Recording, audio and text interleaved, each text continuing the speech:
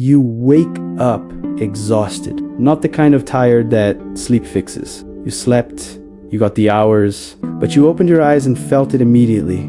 A heaviness that has nothing to do with rest. Nothing catastrophic happened. Your life isn't falling apart. You just feel depleted, like you're running on a backup system while the real you is somewhere else entirely. That isn't exhaustion. That's reconstruction. And this video will show you exactly what's being built. If that already sounds familiar, hit like right now. It means this found the right person. Here is something nobody tells you about the body. It doesn't lie, and it doesn't waste energy. Every system in your body runs on a budget: physical, emotional, neurological, and when that budget gets redirected away from the surface, away from things you can feel and engage with, it means it's being spent somewhere else, somewhere deeper, somewhere you can't see yet. The body doesn't become exhausted without reason. Fatigue is the cost of transformation, not transformation in the motivational poster sense, in the biological, psychological, structural sense. The kind that happens without your permission in the background of your life.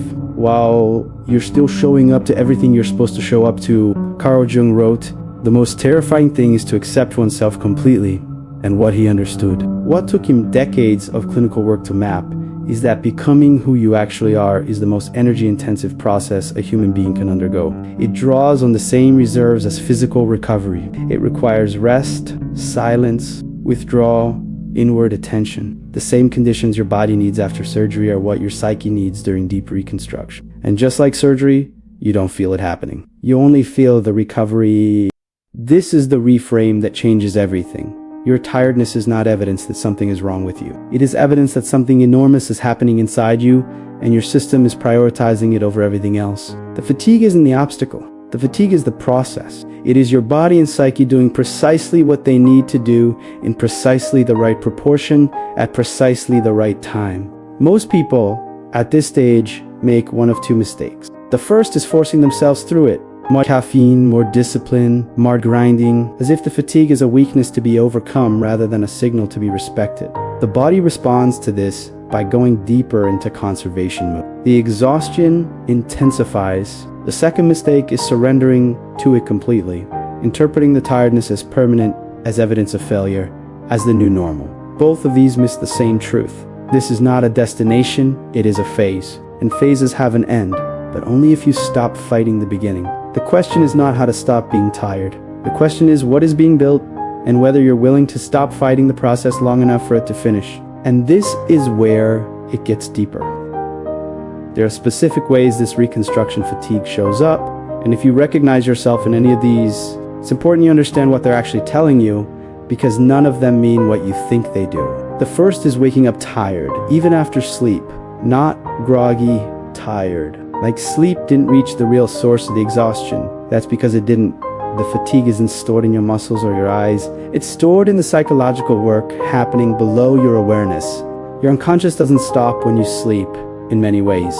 Sleep is when it works hardest. Processing, integrating, releasing what no longer serves the person you're becoming. You wake up tired because the night shift is real and it is doing something important. The second is losing the ability to perform enthusiasm. You don't feel things that once lit you up now feel like obligations you're managing. You go through the motions, work, plans, goals you set for yourself. And somewhere in the middle of it, you notice you're acting, generating the expected responses without feeling them from the inside. This is not numbness. This is discernment. The parts of your old life that no longer belong to who you're becoming are losing their ability to produce a real response from you because your system is no longer willing to spend energy on performances. It is saving that energy for something real. The third is the deep pull towards stillness, not laziness, stillness, an almost physical craving for quiet, for empty time, for spaces where nothing is required of you. Scrolling feels invasive. Noise feels aggressive. Social interaction feels like a tax you can't afford right now. What you're feeling is your nervous system creating the conditions it needs for deep repair. Reconstruction doesn't happen in motion. It happens in stillness. The pull is not your weakness. It is your intelligence. The fourth is a grief with no object. A sadness you can't explain, not attached to any specific loss, because it is a loss. The version of you that used to function, used to feel motivated, used to find meaning in the old structure, that person is being released. And even when we outgrow something, even when it needed to go, there is a grief that belongs to the leaving. You don't need to justify it or explain it or talk yourself out of it.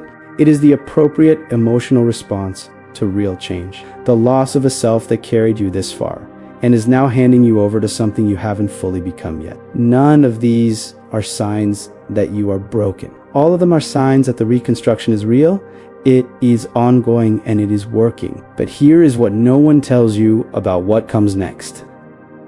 There is a specific loneliness that belongs to this stage, and it doesn't come from being alone. It comes from being surrounded by people who are still living inside a version of reality you can no longer fully inhabit. You listen to their conversations and you participate, but part of you is somewhere else, watching, waiting, not for anything specific, just waiting for whoever you are becoming to finally arrive so you can stop living in this in-between space and start living again from a place that actually fits. That loneliness is real and it matters, but it is not permanent. And more importantly, it is not a sign that something went wrong. It is the precise emotional experience of standing at the threshold between oneself and another. Everyone who has ever gone through genuine transformation has stood in that same doorway. Most of them didn't have a name for it either. They just felt tired, disconnected, and quietly certain that something was happening, even when they couldn't say what. Marcus Aurelius wrote, "Confine yourself to the present, not because the future doesn't matter, but because the present is the only place where the reconstruction is actually happening. The person you are becoming is being built right now. In the fatigue, in the stillness, in the grief, in the quiet, not after the tired goes away, not when you feel ready. Now, in this exact condition that feels like the worst possible time for anything significant to be occurring. Here is something to do right now, not tomorrow, not after the video. The next time the exhaustion rises and you feel the pull to push through it to perform your way to the other side, stop, put one hand on your chest and say out loud or just inside, something is being built here. Not as a performance, not as a trick, as a statement of fact, because it is one, and the part of you that has been watching all of this without collapsing, that part already knows it. This is when everything begins to shift. You came into this video believing the exhaustion was the problem. That if you could just fix the tired, get the right sleep, the right routine, the right system, everything would fall into place. That the fatigue was an obstacle between you and the life you're supposed to be living. It isn't. The fatigue is the life you're supposed to be living right now. It is the texture of a process that is too important to interrupt and too deep to rush. And the moment you stop treating it as something to be overcome and start treating it as something to be honored, something shifts. Not the tiredness, not immediately, but your relationship to it. And that shift is everything. You are not falling behind. You are not malfunctioning. You are not weak or lazy or broken in a way that needs to be diagnosed and corrected. You are in the middle of the most energy-intensive process a human being can go through. The reconstruction of a self, and your body, your psyche, and something deeper than both of them are doing exactly what they need to do to complete it. The tiredness will lift, not because you forced it to, but because eventually the reconstruction finishes. And when it does, the energy that returns will not be the same energy that left. It will be quieter, cleaner, more yours, directed at things that actually matter to who you have become, rather than who you used to perform being. You are not tired. You are being rebuilt. And the fact that you can feel it, the fact that you're still here, still paying attention, still looking for language for something most people just numb, means the rebuilding is already further along than you think. If this names something you've been carrying without words, write in the comments, "I'm being rebuilt." Let's see how many of us are in the same workshop right now.